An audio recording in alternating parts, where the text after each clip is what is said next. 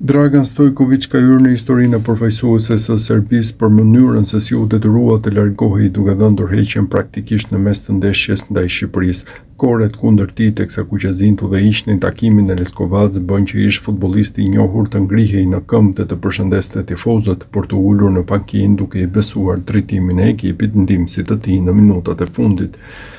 Piksi më pas u shfaq në konferencën për media duke thënë që në fillim se kishte dhënë dorëheqjen dhe nuk do e drejtonte ekipin në Andorra. Serbia fitoi pa të në stol, ndërsa largimi i Stojkovicit u zyrtarizua sot nga bordi i Federatës Serbe, i cili gjithashtu publikoi dhe një mesazh lamtomire të tij si pjesë të zgjidhjes miqësore të kontratës. Pas 4 vitesh e gjysmë nuk jam më trajneri i ekipit kombëtar të Serbisë. Para se gjithashtu të falenderoj sinqerisht Federatën e Futbollit të Serbisë për besimin që ka shfaqur, ka qenë një nder dhe një privilegj i madh që drejtoj ekipin kombëtar të vendit tim. Së bashku ja dolëm të arrinim një rezultat historik dhe pas 24 vitesh të lidhnim 2 gara të mëdha, kampionatin botror dhe atë europian. Ja dolëm të arrinim qëllimin që i vura vetes si trajner. Do t'i kujtoj përgjithmonë skenët nga Lisbona sepse është një nga momentet më të bukura në jetën time dhe një nga sukseset më të mëdha të futbollit serb në historinë e kohëve të fundit.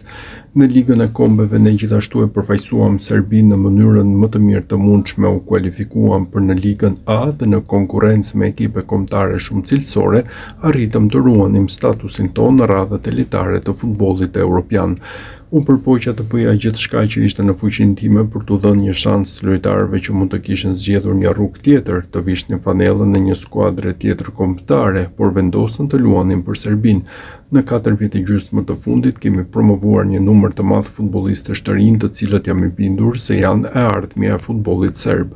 Ju uroj pasardhësit në stolin e ekipit kombëtar kushdo qoftë shumë lumturi dhe sukses. Ju uroj Federatës së Futbollit të Serbisë dhe të gjithë publikut të futbollit të vazhdojnë të ndërtojnë një atmosferë uniteti dhe mbështetjeje, sepse kjo është e vetmja mënyrë që mund të ecim përpara. Tek unë ata gjithmonë do të kenë një aleat, një tifoz dhe një njeri që është i nderuar të jetë me Serbinë e tij. Ashtu siç dikur mbaja me krenari emblemën kombëtare si lojtar, ashtu edhe sot me të njëjtin pasion dhe dashuri mbetem me vendin tim, me ekipin ton, futbollin ton dhe popullin ton. Shkruhej ndër të tjera në mesazhin e lamtumirës së Stojkovicit.